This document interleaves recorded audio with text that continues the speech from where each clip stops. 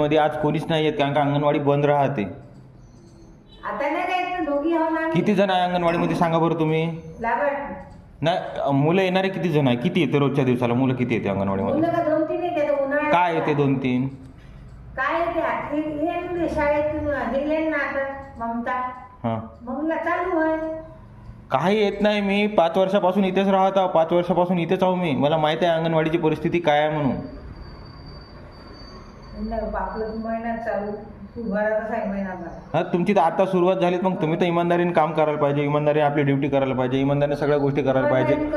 मग मुलाला सोडून दिलं तर मुलगा अर्धा घंट्यात घरी येऊन जाते, कधी उघडते कधी नाही उघडत. काल आलो तर अंगणवाडी बंद होती.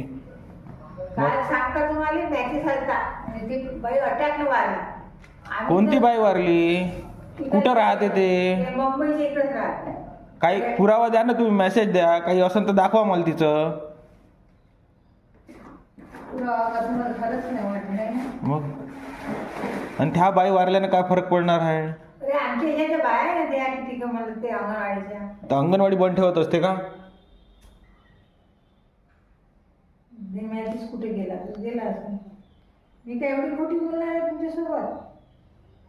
मुलं नाही, मुलं येणारच आहे. आणि ह्या अंगणवाडीमध्ये फॅन नाही. आता आम्ही काय करणार फॅन नाही तर तुम्ही कोणत्या कोणत्या गोष्टी इथे अवेलेबल नाही, तुम्ही हे तक्रार करायला पाहिजे, तुम्ही सांगायला पाहिजे काही इथे ह्या गोष्टी नाही आहे बा.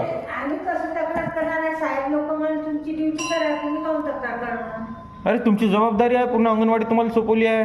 लहान लेकराचा जबाबदारी तुमच्यावर आहे, तुम्ही आम्ही कसं करा म्हणून राहिले, असं कसं होऊ शकते. आहे ना मग? सरकार देत तरीच लागत नाही का. तुम्ही म्हणसाल तेव्हा सरकार द्याल ना. अरे आम्ही म्हणून थकून गेलो, मोर्चा करून थकून गेलो. पण आमची पगारही वाढत नाही. आम्हाला लागत तर देतो म्हणते का सांगू तुम्हाला. नियमित वेळेवर आहार वगैरे आला पाहिजे अंगणवाडीमध्ये. आहार तर मी आणला शिजून, माझ्या घरचा शिजून आणला मी ना. तुम्ही तुमच्या घरून आला, तिथून भेटत नाही का. इथून ते माहित नाही मला, तेवढं नाही माहित मला. माहित नाही म्हणजे तिथून भेटत नाही सरळ सरळ. सरळ म्हणजे इथं आहार येते, घेऊन जायचं घरी आणि ते बिल काढते का नाही का आमचा. रोजच्या दिवसाला आहार देत असते ना, मुलं आले पाहिजे हो म्हणून. हो, मी त्या दिवशी तांदूळ नेली इथे आणि खिचडी आणली. आणि हे पावडरचे पॅकेट येऊन राहिले. हो आता मग वाटप करणार आहोत आम्ही आता. हे पावडरचे पॅकेट